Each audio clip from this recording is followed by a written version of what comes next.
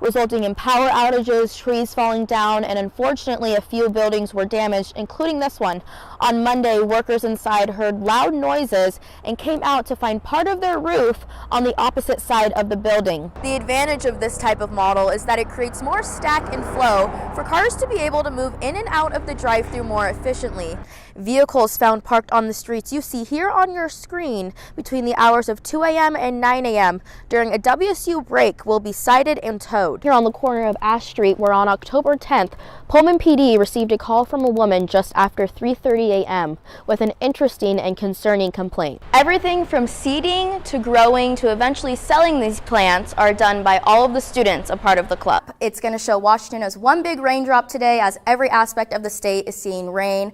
The rest of the week you'll see rain, and expect to bring that poncho for the game when you're cheering on the Cougs. Wyoming, after the body of Gabby Petito was found in Bridgerton, Florida on Sunday. Whitman County COVID-19 numbers dip, but deaths rise. Just seems like linebacker Jahad Woods has been in Pullman forever. All the Burger King lovers out there, this new change might have helped you decide what you're going to get for lunch tomorrow.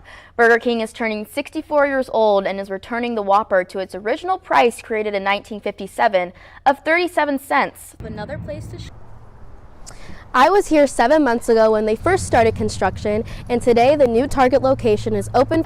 The community packed Main Street tonight to celebrate Oktoberfest. Some may have noticed the band wasn't sitting at the end of the student section, but instead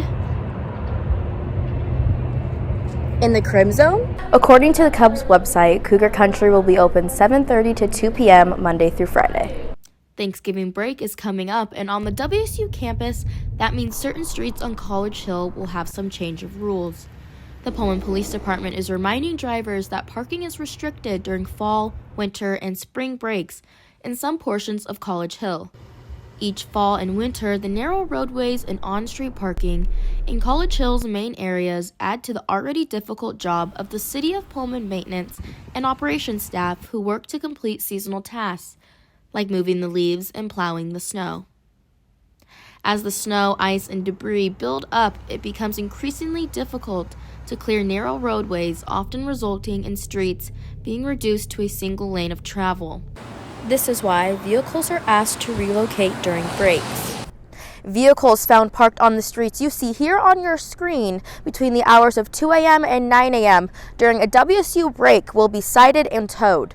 These rules are leaving students to relocate their cars they are leaving on College Hill over the break. I can't just say whatever and just go and leave my car. I have to actually find a parking spot. And so it's just really frustrating that there's not super accessible or easy parking that I can A, park over break, and B, just park normally.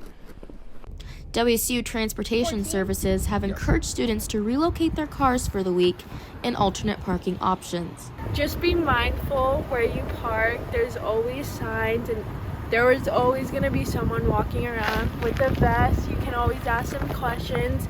During the break, parking will be available in the signed portion of the southeast corner of the Gravel Blue 1 lot across from the South Fairway intramural fields. Those who intend to leave a vehicle in this area over the break are asked to notify WSU Transportation Services by sending their name, WSU ID number, and state, make, and color of the vehicle with their personal contact information to the email on your screen. A permit will not be required during this period. A map of the impacted streets is located online. These rules begin the first day of break, which is November 22nd. Reporting in Pullman, I'm Aspen Schumpert with Murrow News 8. A new tradition was created in the city of Moscow. The first annual Moskowberfest was this weekend.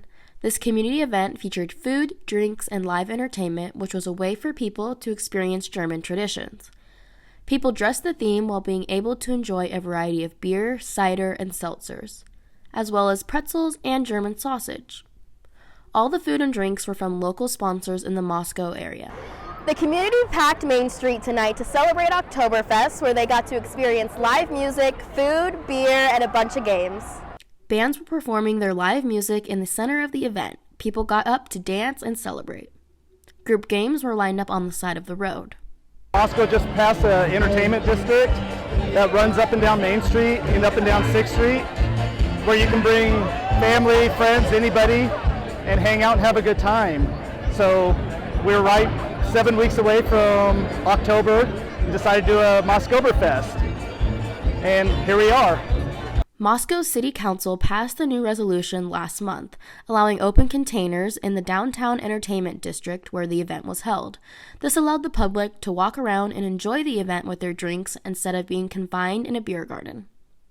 Event organizers from Moscow Chambers of Commerce and Visitors Center have told the public to stay tuned for next year's Moscoberfest date, and that next year they hope to expand in vendors. Reporting in Pullman, I'm Aspen Schumpert with Murrow News 8. Thank you for choosing Starbucks. How you doing today? We could be seeing a new Starbucks location coming to downtown Pullman. Forza Development wants to demolish the former Oasis Teriyaki and Pho restaurant on Main Street to build a new drive-through Starbucks location. Part of this location includes a 12.5 feet wide by 56 feet long city-owned portion. The developer states that if they do not receive the portion of this property, they will need to redesign their site plans. The city council can decide to sell the property, negotiate a ground lease, or retain the city property. This new location would feature a double-lane drive-through along with a pedestrian and mobile order window, a first of its kind here in Pullman. The other two Starbucks drive-through locations in the area do not have double lanes nor a mobile order window. The advantage of this type of model is that it creates more stack and flow for cars to be able to move in and out of the drive-thru more efficiently, something that the Starbucks in Pullman struggle with.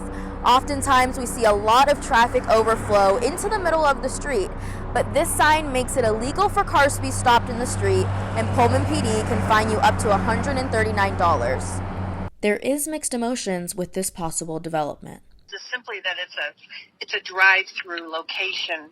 The location that it is in is very close to a very offset sort of intersection already. It is not a squared intersection, and so that's an issue if we have traffic backing up into that.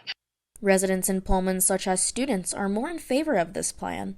The road leading into it, you have to sometimes stay on the road and in the middle of traffic, and you can't move, and it just takes a long time, and it's really stressful to be in the driver situation and inconvenience other drivers on the road. So yeah, I definitely think that a third Starbucks in Pullman would be really beneficial because it would just reduce the traffic at the other two locations. At the Pullman City Council meeting on Tuesday, the council made a motion to negotiate a ground lease.